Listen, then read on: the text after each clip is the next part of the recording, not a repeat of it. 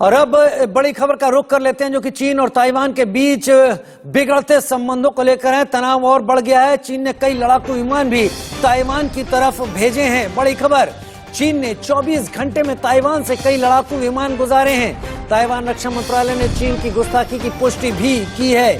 चीन ने 18 JF-16 लड़ाकू विमान ताइवान की सीमा के अंदर, वायु सीमा के अंदर भेजे हैं।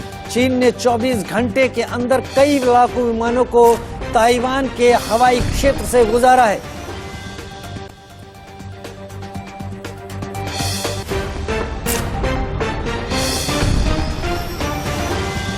बड़ी खबर, चीन ने 18 JF-16 लड़ाकू विमान भी ताइवान की सीमा के अंदर भेजे।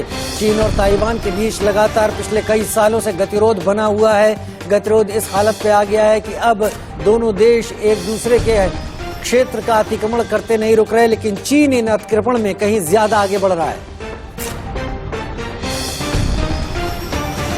एक और बड़ी खबर इस वक्त आ रही है ताइवान और चीन के संबंधों से जुड़ी हुई। ताइवान में चीन ने घुसपैठ की कोशिश की। चीन ने ताइवान के हवाई क्षेत्र में स्ट्राइक ड्रिल भी की।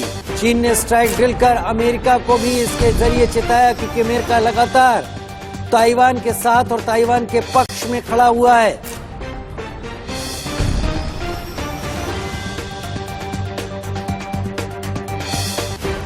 डिफेंस एक्सपर्ट वीएन झा साहब हमारे साथ, ग्रुप कैप्टन वीएन झा साहब हमारे साथ लाइव इस वक्त ज्यादा जानकारी के साथ जुड़ गए। बहुत स्वागत है आपका वीएन झा साहब। लेकिन चीन की अब कोशिश क्या है? स्ट्राइक ड्रिल करना, अपने एयर फाइटर्स प्लेन को ताइवान की सीमा के अंदर भेजना, चीन चाहता क्या है? बहुत बहुत धन्यवाद अपने चैनल को बुलाने के लिए। मैं कोशिश करूंगा कि मैं आपके सारे आंसर्स को आपके दर्शकों को समझाने का कोशिश करूंगा। देखिए, ये चीन का कोई नया पैटर्न नहीं है।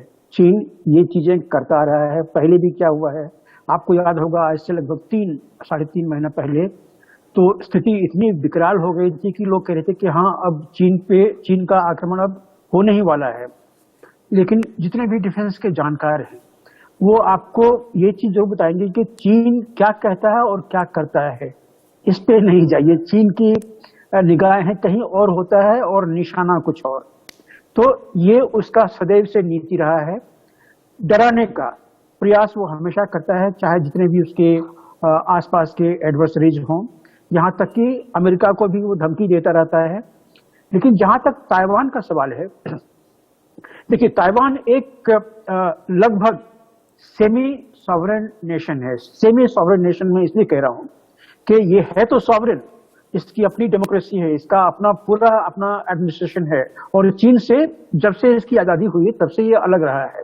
लेकिन सेमी में इसलिए जानबूझ के कह रहा हूं कि आज भी विश्व के कई देश ताइवान को जो एक वो दर्जा होता है सॉवरेन स्टेट देने का, वो नहीं दिया हुआ है। यहां तक कि अमेरिका ने भी पेपर पे ये उसको हैसियत नहीं दी है। तो जहां तक यूएन का सवाल है, यूएन में भी यही प्रॉब्लम है।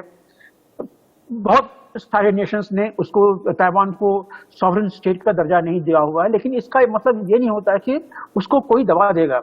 अब हाल में तो जो वक्तव्य जो आए हुए हैं अमेरिका के, उसने तो बड़ा क्लियरली कहा हुआ है कि अगर चीन किसी भी तरह का अगर दुस्साहस दिखाने की कोशिश करता है ताइवान के ऊपर में, तो अमेरिकन फोर्सेज जो है वो ताइवान के साथ में है।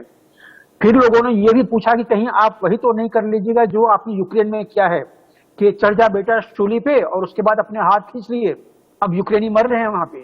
तो उन्होंने ये भी कहा था कि नहीं, ये चीज ऐसा नहीं होगा, यहाँ पे अमेरिकन डिफेंस फोर्सेस यहाँ पे ग्राउंड पे होंगे।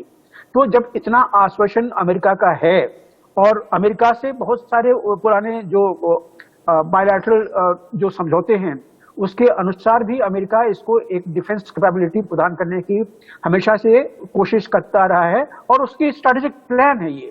क्योंकि चीन का सबसे जो निकटवर्ती सीमा है वो है ताइवान, जहां से कि अमेरिका चीन के ऊपर में क्रेडिबल जो अटैक है वो माउंट कर सकता है। तो इसलिए अमेरिका आसानी से ताइवान को गिरने नहीं देगा कि वो ताइवान की सरकार गिर जाए और चीन उसको हथिया ले।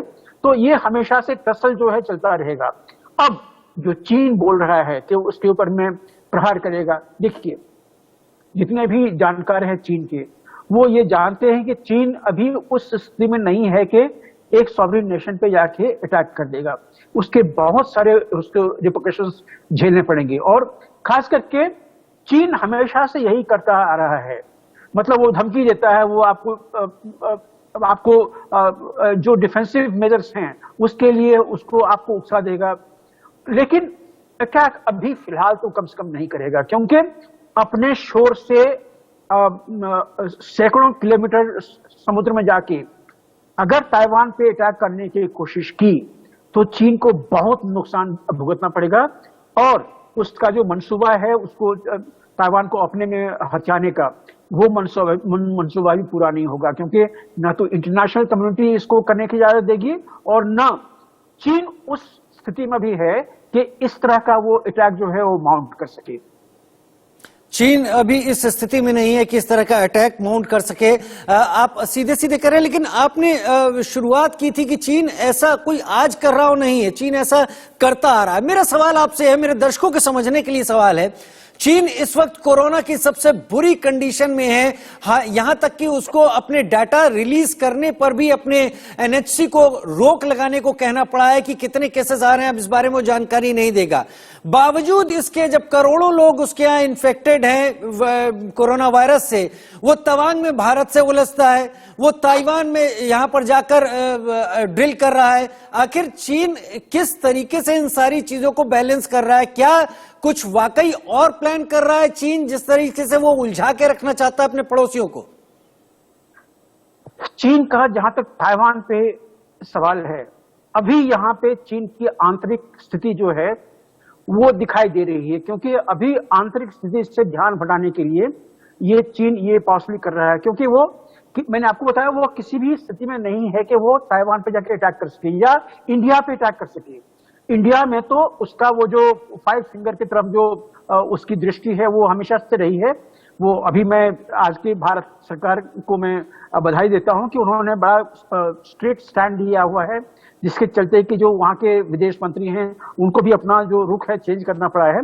लेकिन वो बात अलग, चीन में ये अभी वास्तविकता है कि चीन के प्रशासन के खिलाफ वहां पे जनता में काफी रोष है।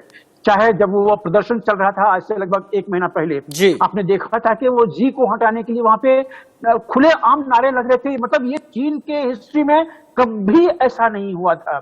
जब से 1949 में वो स्वतंत्र हुआ है तब से कभी किसी ने ये हिम्मत नहीं की है कि वहां पे जो सीसीपी के जो हेड हैं, चाहे वो पहले माओ जेडोंग रहे, चाहे आज शी जिनपिंग हैं, इसके खिलाफ कोई आवाज लगाना, इस तरह के नारे देना कि मुर्दाबाद या उसको वहां से हटना चाहिए, ये कभी नहीं हुआ था। और ये जो चीज है ये चीन इसको होने भी नहीं देगा। आज के दिन में जो वहां की लीडरशिप है जी, वो इसको होने नहीं देगा। और इसीलिए वहां पे लाखों लाख आज लोग कोरोना के जो मरीज जो अफेक्टेड हैं, डेथ वहां पे बहुत हो रही है, बहुत ज्यादा डेथ हो रही है।